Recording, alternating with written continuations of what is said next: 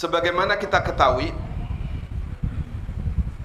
mencintai anak cucu Nabi Muhammad ini merupakan kewajiban dari Allah Subhanahu wa taala.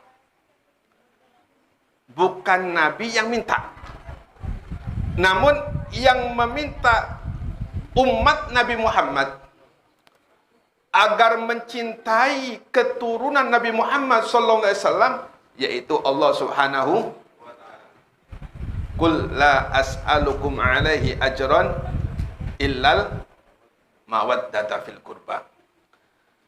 Kata Allah, katakan wahai Muhammad, tidaklah aku meminta upah sedikit pun dari umatku terkecuali kecintaan mereka terhadap keturunan Nabi Muhammad sallallahu alaihi wasallam. Ini perintah wajib dari Allah Subhanahu wa taala. Sama kedudukannya perintah wajib berupa salat.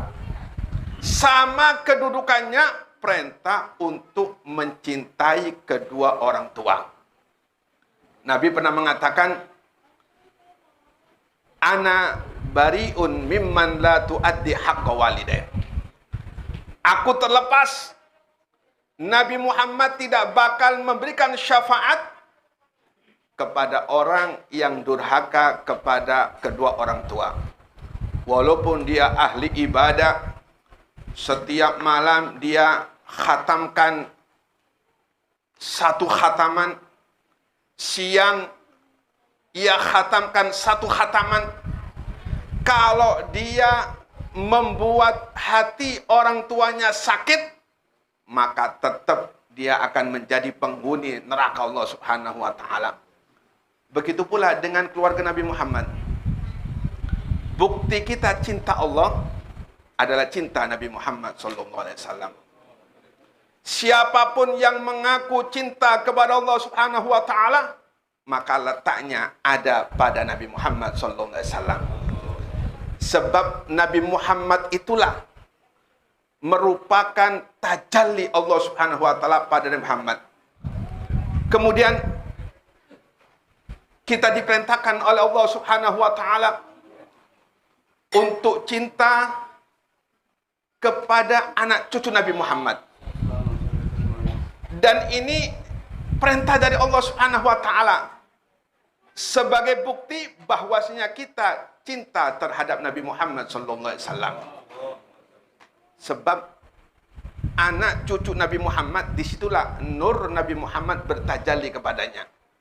Maka sebaliknya kata Nabi Muhammad, siapapun yang membenci keluarga Nabi Muhammad sama dengan membenci Nabi Muhammad. Siapapun yang membenci Nabi Muhammad sama dengan membenci Allah Subhanahu wa taala. Dan siapapun yang membenci Allah Subhanahu wa taala, tempatnya yaitu neraka Allah Subhanahu wa taala. Dalam hadis Ar-Rasul sallallahu alaihi wasallam beliau bersabda,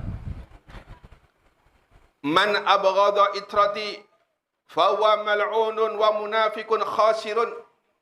Kata Nabi Muhammad, siapa yang membenci keturunanku, ya, membenci salah satu di antara mereka, bukan saya benci sama Habib Rizik, cuma cinta sama lainnya, berarti tetap dikatakan benci. Kenapa? Karena dia pilih-pilih. Saya benci sama Habib Jan, saya cinta sama Habib Bakar. Nah, ini pilih-pilih, sama saja. Siapapun yang membenci salah satu keturunan Nabi Muhammad SAW, fahuwa mal'unun, dilaknat oleh Allah Subhanahu wa taala. Kenapa? Saking cintanya Allah terhadap Nabi Muhammad.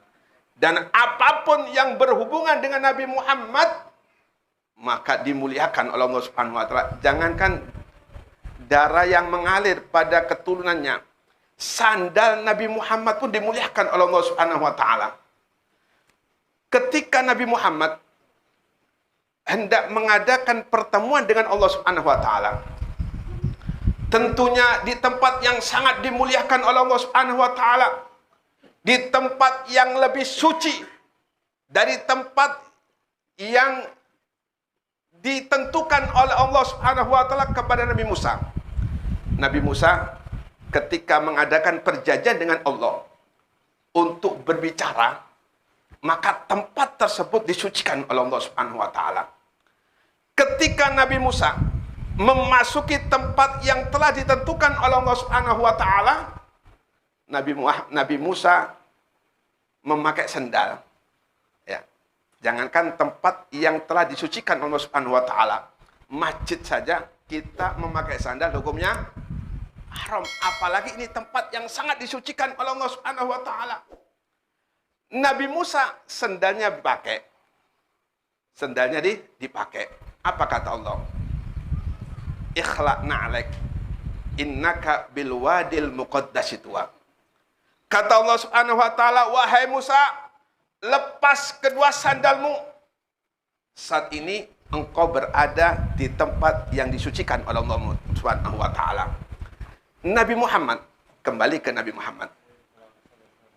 Tempat Nabi Muhammad ketika bertemu dengan Allah tentu lebih mulia, lebih suci, lebih istimewa dari tempat yang ditentukan Allah Subhanahu wa taala kepada Nabi Musa. Namun bagaimana Nabi Muhammad? Nabi Muhammad ketika sampai di tempat yang ditentukan oleh Allah untuk bertemu dengan Allah, Nabi Muhammad hendak melepas sandalnya. Ketika Nabi Muhammad hendak melepas sandal, ditegur oleh Allah Subhanahu wa taala.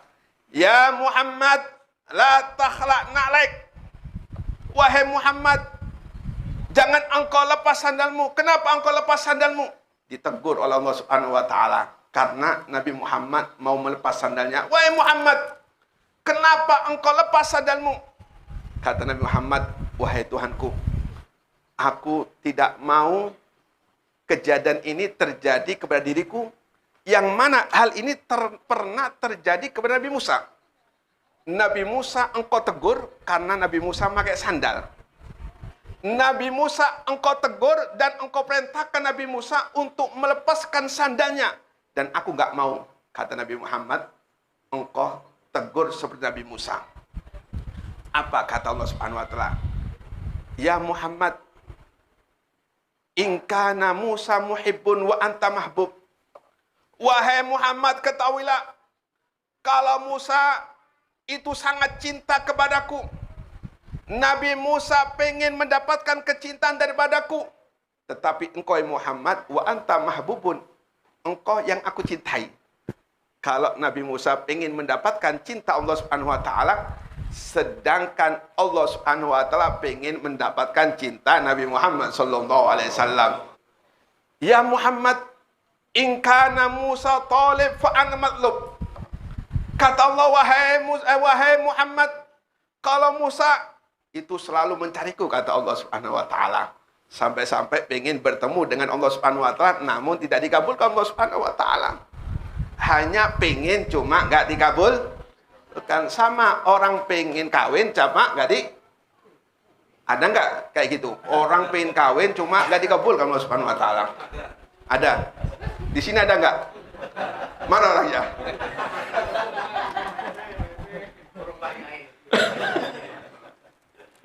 Santai, biar nggak tegang. Nabi Musa talib mencari, pengen bertemu Allah Subhanahu wa taala, namun tidak dikabulkan Allah Subhanahu wa taala. Wa anta matlubun, sedangkan engkau Muhammad, aku yang mencarimu, kata Allah Subhanahu wa taala. Allahumma shalli ala sayyidina Muhammad. Pernahkah kita dicari Allah Subhanahu wa taala? Tidak pernah dicari Allah Subhanahu wa taala. Kita mencari Allah aja nggak pernah, apalagi dicari Allah Subhanahu wa taala. Kemudian kata Allah, ya Muhammad anta habibi. Wahai Muhammad, engkau adalah kekasihku, kata Allah Subhanahu wa taala. Wa ana qaribun wa anta qarib. Sedangkan engkau dekat dengan aku, kata Allah Subhanahu wa taala. Makanya Nabi Muhammad ini, kalau bisa kita katakan, tajalinya nurnya Allah Subhanahu wa taala. Ketika Allah katakan wa ma yantiqu anil hawa, Nabi Muhammad katakan wa ma yantiqu anil hawa in huwa illa wahyun yuha. Nabi Muhammad tidaklah melakukan satu ucapan terkecuali dari Allah Subhanahu wa taala. Berarti di situ nur Allah Subhanahu wa taala bertajalli kepada diri Nabi Muhammad sebagaimana nurnya Allah pernah bertajalli di Gunung Tur Sinai. Maka apapun yang berhubungan dengan Nabi Muhammad dimuliakan Allah Subhanahu wa taala. Sandalnya dimuliakan Allah Subhanahu wa taala. Rambutnya Nabi Muhammad membawa berkah. Bajunya Nabi Muhammad membawa berkah.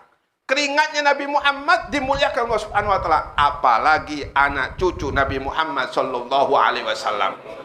Siapapun yang ingin mendapatkan kecintaan Nabi Muhammad, maka wajib hukumnya untuk mencintai keturunan Nabi Muhammad SAW.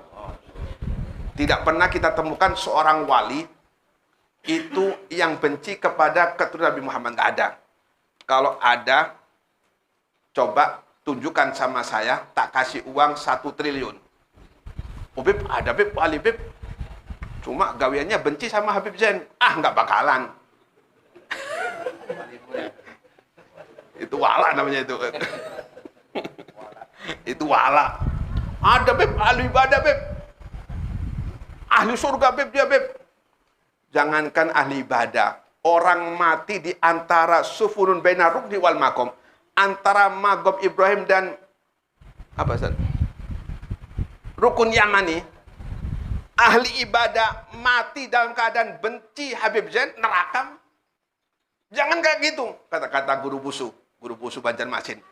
Siapa di detik-detik sakaratul maut mengucapkan asyhadu an la ilaha illallah wa asyhadu anna muhammadar rasulullah, kan dalam hadis dakhalal jannah. Cuma kalau dia ada kebencian kepada keturunan Nabi Muhammad, hasarahullah ta'ala yaumal qiyamah yahudian au nasronian, dia tetap dikumpul Allah Subhanahu wa ta'ala bersama orang-orang Yahudi dan orang Nasrani. Makanya banyak sekali hadis-hadis tentang kewajiban kita untuk cinta kepada Nabi Muhammad. Ibnul Arabi, seorang imam besar, seorang ulama besar, beliau pernah mengatakan, "Fabughdhuhum khusranun hakikiyun." Siapa yang ada kebencian kepada Ahlul Bait Nabi Muhammad, siapa yang ada kebencian kepada keturunan Nabi Muhammad, fahuwa khusranun hakikiyun, pasti dia akan menjadi orang-orang sengsara. Wa hubbuhum ibadah, sedangkan mencintai mereka Ahlul Bait Nabi Muhammad dihitung ibadah oleh Allah Subhanahu wa taala. Maka intinya, siapapun yang ingin selamat jangan sampai ada kebencian kepada Ahlul Bait Nabi Muhammad. Sebab siapapun yang ada kebencian kepada Ahlul Bait Nabi Muhammad, tanda kita benci terhadap Nabi Muhammad. Seberapapun kita sholawatan, percuma. Kalau kita ada kebencian kepada Ahlul Bait Nabi Muhammad. Seberapapun ia membangun pondok, percuma. Kenapa? Kalau ada kebencian kepada Ahlul Bait Nabi Muhammad. Sebab intinya adalah Nabi Muhammad. Tanda cinta Nabi Muhammad adalah cinta kepada keluarganya Nabi Muhammad sallallahu alaihi wasallam.